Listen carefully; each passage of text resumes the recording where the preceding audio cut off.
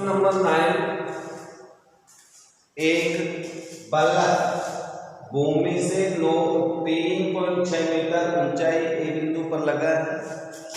एक लड़की इसके आधार से परे यानी इससे दूर जा रही है 4 सेकंड 1.2 मीटर पर सेकंड की दर से, और यहां से यहां तक तय दूरी 4 सेकंड में है जो अभी निकालनी है। ये लड़की है जिसकी लंबाई 90 सेंटीमीटर है। लड़की और बल्लभ दोनों ही भूमि पर लंबवत हैं। तो इस प्रकार से अपने पास ये आकृति बनेगी। इस आकृति में दो त्रिभुज हैं, दोनों त्रिभुजों में ये कोण कॉमन है, ये 90-90 डिग्री के हैं। तो दोनों त्रिभुजों में दो एंगल बराबर होने से ए समरूपता से समरूप हो जाएंगे और परिणाम संगत भुजाएं समानुपाती से अपन अंशवत ज्ञात कर लेंगे। तो सबसे पहले अपन ये छाया मान लेते हैं। मानव छाया लड़की की छाया x मीटर है और BQ बराबर, ये दूरी अपन को निकालनी है। दूरी बराबर 4 गुना समय 1.2 गुना समय 4.8 मीटर ये दूरी होगी। दूरी बराबर 4 गुना समय से, और यहां अपन को 4 पोजीशन में दे रखी है लड़की की चाल 1.2 मीटर पर सेकंड।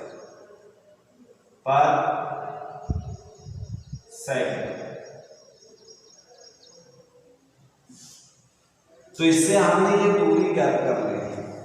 अब इसके बाद में आगे देखिए, इसलिए BC का मान ज्ञात कर रहे हैं तो 4.8 प्लस x मीटर, दोनों को जोड़ना पड़ेगा।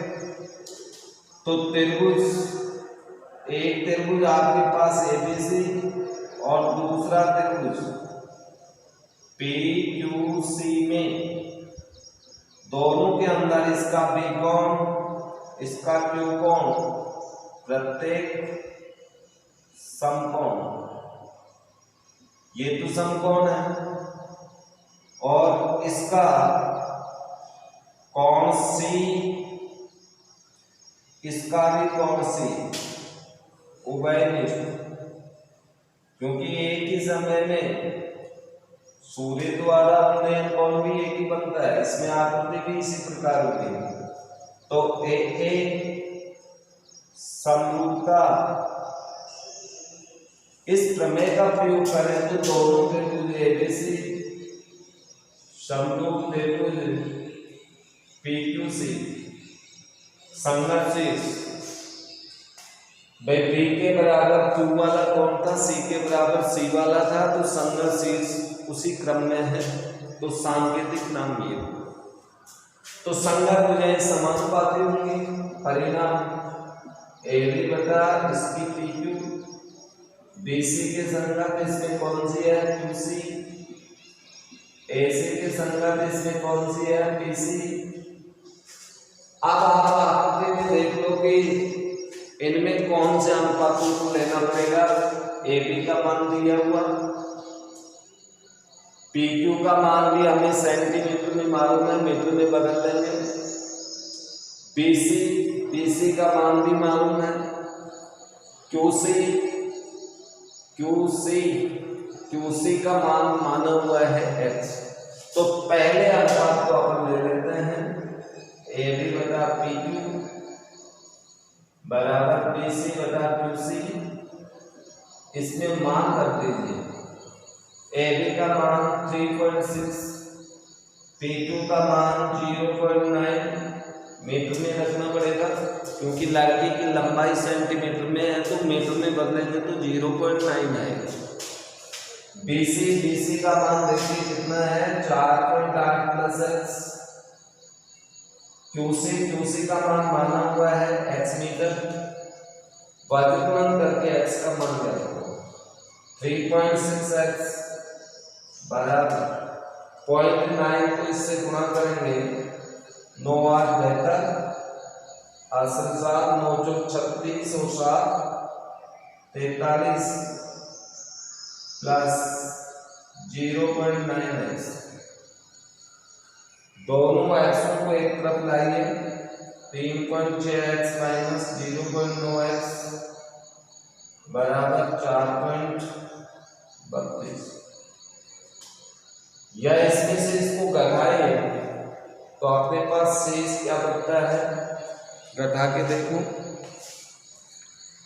या इसे आप ऐसे भी कर सकते थे, यहाँ देखो ये संख्या कट रही है तो काट करके कर लेना, क्योंकि इसमें थोड़ी सी कैलकुलेशन टाइम लगेगा। पॉइंट से पॉइंट कट गया 9 चौक 36 4 है, पॉइंट से पॉइंट कट जाएगा 9 का भाग 36 को 4 बार चला जाएगा 4.8 प्लस एक्स बटा एक्स। अब पक्षांतरण करो 4x 4.8 प्लस एक्स, पुनः पक्षांतरण करेंगे तो 4x माइनस एक्स बराबर 4.8, 3x बराबर कितना आ गया 4.8, या x बराबर पुनः पक्षांतरण करेंगे 4.8 बटा 3 तो x का मान निकालेंगे 3 का भाग 1 बार शेष 1 से 18 में 6 बार मीटर, अर्थात लड़की की छाया की लंबाई 1.6 मीटर होगी। छाया की लंबाई हमें ज्ञात करनी थी तो ये 1.6 मीटर हो गई। क्वेश्चन नंबर 15, इसमें आपको सिद्ध करना है, ये क्वेश्चन सिद्ध करना EX अपॉन BE बराबर 1/3 कर लेना। आपकी बुक्स में 1/2 दे रखा है तो ट्रेड की गलती है, 1/3 है। ये हमें सिद्ध करना है।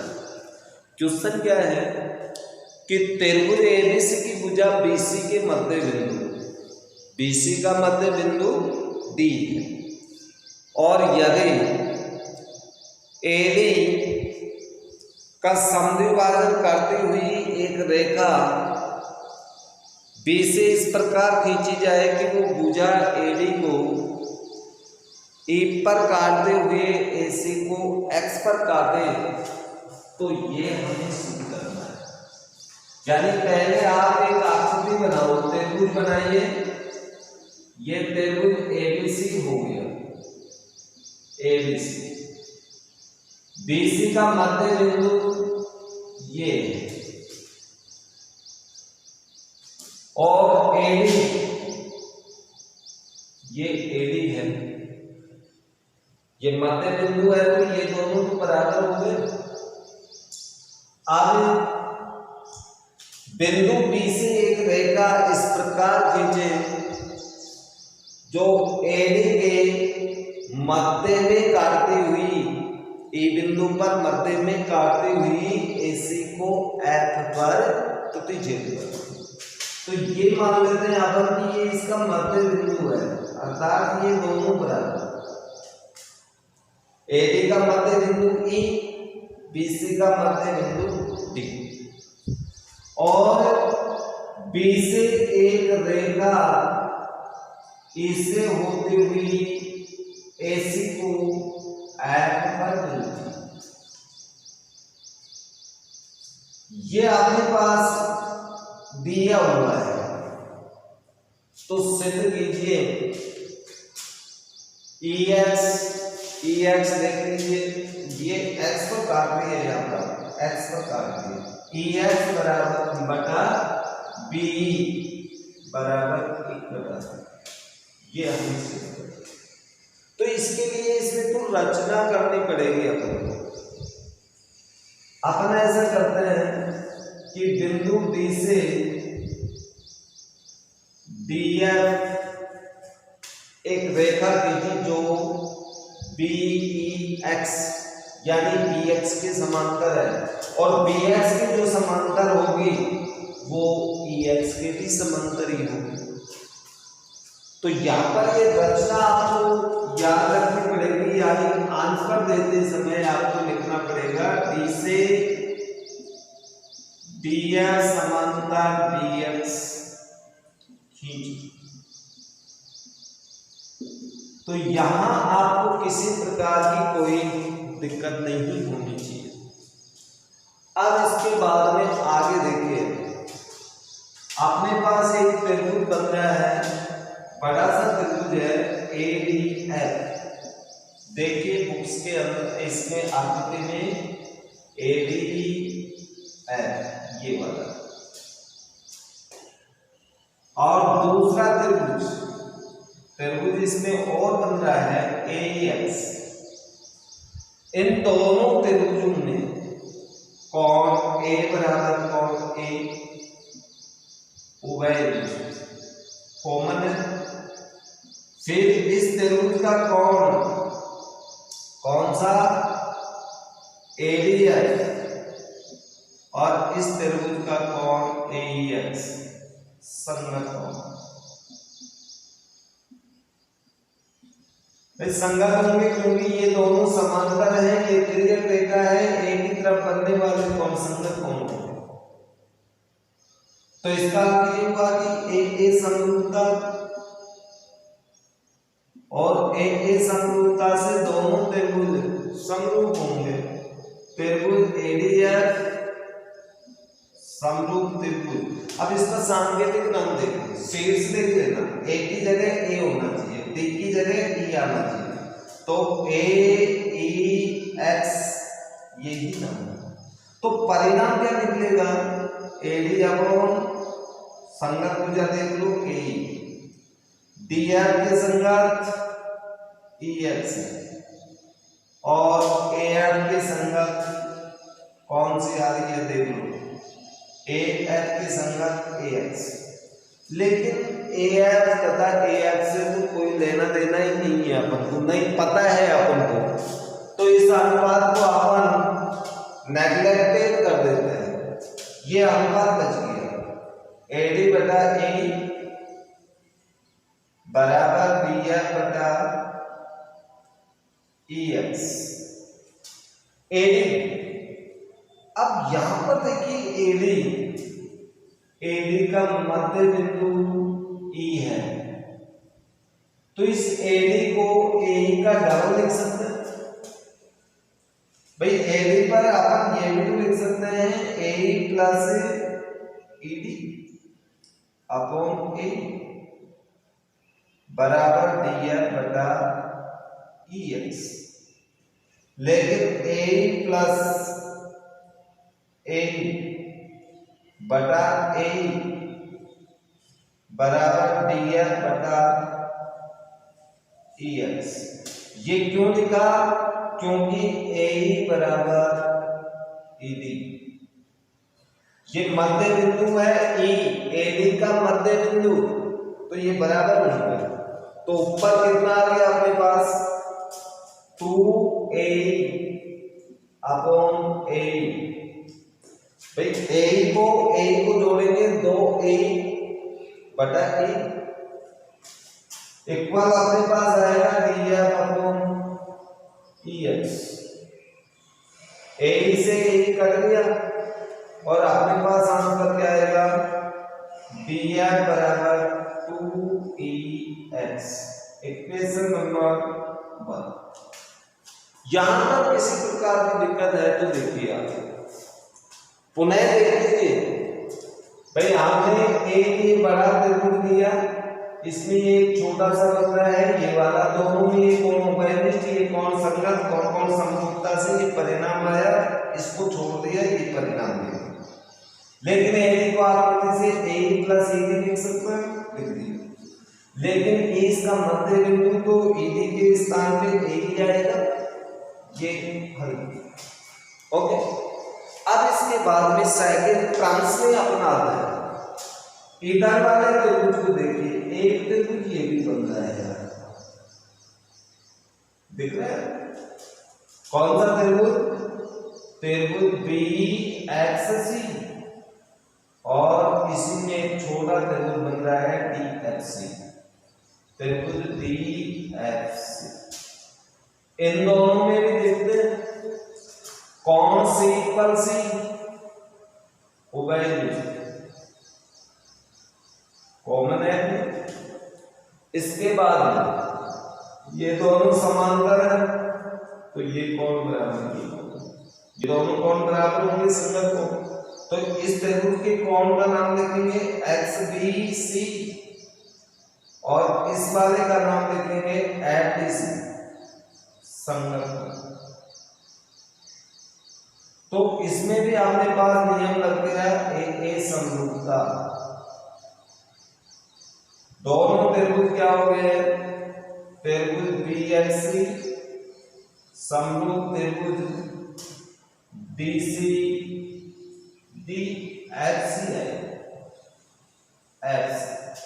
ये दोनों त्रिभुज समरूप होंगे, और जब दोनों त्रिभुज समरूप होंगे तो इसका परिणाम इधर देख देता हूं भाई, संगत हो जाए समानुपाती। बी एक्स के संगत देखो, उसमें आगे बी एक्स संगत डी एफ, फिर आगे भुजा देखिए, इसमें क्या है एक्स सी, तो उसमें कौन सी आएगी? F C. फिर इसमें भुजा बच गई बी सी, तो उसमें कौन सी आएगी? B C. इससे कोई लेना देना नहीं है, इस अनुपात को छोड़ दे और शेष दो अनुपात हमने ले लिए, B X upon D F बराबर B C upon D C. अब आकृति में देखो, आप आकृति दिखाई दे रही है बीसी, बीसी को मैं क्या लिख सकता हूं? BD plus BC upon DC, या B X upon D F बराबर डीसी प्लस डीसी बटा डीसी। क्यों? क्योंकि बीडी बराबर डीसी, ये दोनों तो बराबर ही है। अरे डीसी का मध्य बिंदु है तो बराबर होंगे। अब इसको भी अपन हल करते हैं, तो बी एक्स बटा डी एफ बराबर 2dc अपॉन डीसी, डीसी से डीसी कट गया, B X upon D F बराबर 2। लेकिन यहां पर देखिए आप, df का मान समीकरण 1 से, समीकरण 1 से df का मान रखने पर इसमें रख दो df का मान bx अपॉन 2 ex बराबर 2। चलो आगे हल कीजिए। आगे हल करेंगे तो अपने पास आएगा bx बराबर, अब इसको मैं मिटा देता हूं यहां से,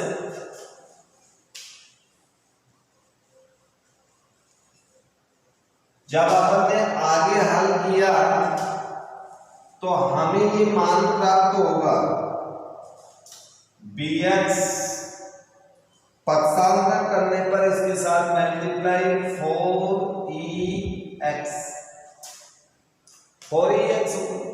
अब bx को देखिए कहां पर है, bx को आकृति में हम b प्लस ex लिख सकते हैं, तो इसे अपन लिखेंगे b प्लस ex बराबर 4ex। पक्षांतरण करें, b बराबर 4ex माइनस ex, 4 में से 1 ex घटाएंगे तो कितना बचा? 3ex। अब यानी अपन EX अपॉन BE करें तो ये आएगा 1/3। यही अपन को सिद्ध करना है, यानी EX बटा BE का मान होगा 1/B। प्रूव दैट, यानी ये अपना सिद्ध हो गया। तो ये इस प्रकार का क्वेश्चन है जिसमें 2 बार हमने त्रिभुजों को एक समरूपता से समरूप किया, रिजल्ट निकाला, मान रखा, कुछ आकृति से समझा, कुछ हमने प्रमेय के द्वारा ज्ञात किया और ये सिद्ध कर दिया। तो ये 1/3 आएगा, नहीं कि 1/2। ओके, प्रश्नमाला थोड़ी सी डिफिकल्ट है क्योंकि प्रमेय की प्रश्नमाला है, तो आप लोग बड़े धैर्य पूर्वक समझे और थोड़ा सा अभ्यास करें। बिल्कुल ये भी उसी प्रकार का मैथमेटिक्स है जिस प्रकार का आपका अंकीय या बीजीय मैथमेटिक्स जिसको कहते हैं, बीजगणितीय अलजेब्रिक जो मैथमेटिक्स है, तो आपके अच्छे से समझ में आएगा। और इंटरेस्टिंग भी है जब अपन किसी क्वेश्चन को सिद्ध कर देते हैं, प्रूव दैट कर देते करेंगे, तो आप लोगों को खुद को भी ये महसूस होगा कि देखिए हमसे इस प्रकार के क्वेश्चन सिद्ध हो जाते हैं। तो बहुत अच्छे टॉपिक्स हैं ये। वैसे आपकी मेंटल एबिलिटी को बढ़ाने का, सोचने की क्षमता बढ़ाने की एक प्रक्रिया है ये, तो आप इसको अच्छे से करना सीखें, थोड़ा अभ्यास करें। और इस प्रश्नमाला में लगभग ये क्वेश्चन तो मैंने बता दिए, फिर भी आपके बहुत सारे क्वेश्चन बच रहे हैं, उनको निकाल के देखना। जो क्वेश्चन नहीं आए वो कल ही आप कमेंट्स करके पूछें, जिससे कि नेक्स्ट जो भी वीडियो आपको प्राप्त हो उसमें उसका सॉल्यूशन मिल सके। Thank you.